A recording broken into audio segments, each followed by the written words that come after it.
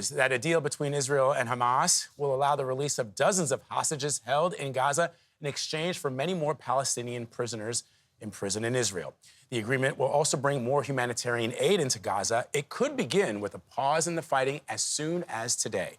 Earlier, we asked U.S. National Security Advisor Jake Sullivan about the deal. President Biden's National Security Advisor, Jake Sullivan, joins us now. Jake, good morning. Good to see you. I want to get right into this. I want to dig into sort of the granular details that will be of interest to these families of the hostages. When will the pause in fighting begin? Who's expected to announce it? And when do we expect to see these hostages reunited with their families? Well, first, we don't have a precise hour for when this will go into effect, but we expect sometime in the next 24 hours a pause in the fighting. It will be announced by Qatar, the small Gulf country that has been at the center of these negotiations alongside the United States.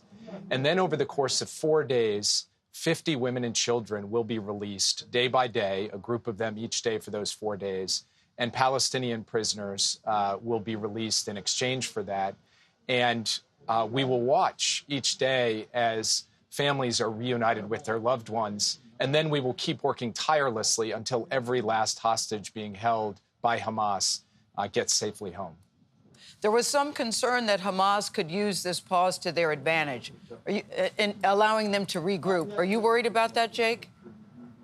Well, there definitely is a tension between creating the time and space to get hostages out, which is a huge win, first for the families, but also for Israel, for the United States, and for other countries. And on the other hand, allowing this time where Hamas can regroup, it can rest, it can reorient itself, and yes, take advantage of this time. But this was a cost that Israel was prepared to pay because the human benefit of reuniting people with their families, especially women and children, was so profound and compelling. Yeah. Do you have any numbers, Jake, on exactly how many Americans are being held hostage right now and how many will be released in this first round? Well, we know that there are 9 American citizens and 1 green card holder who are missing. We don't know for certain that all 10 of those people are alive. And we have been very honest about that with the American people, what we know and what we don't know. What we believe is among those 10, there are 2 women and 1 child, and we expect that they will be released in this group of 50. But again, until we actually see them, until they are actually in the arms of their family members, we cannot be certain. And we want to be straight with the American people about that. Jake, do we know, the United States, if Hamas has an accurate number and an accurate location of where these hostages are being held? Because we've seen some reports that suggest that other militant groups may be holding some of these hostages. It's a great question. We do assess that other militant groups, even potentially criminal organizations, are holding some of the hostages, and that Hamas is working to try to ensure that it can deliver on its side of the bargain. We can't say for certain that Hamas will step up and deliver. That's why this is a trust but verify approach. I'm struck by the trust but verify, because how do you trust people, Hamas in particular, who are not known for keeping their words? How concerned are you all about this, and what are we doing about that?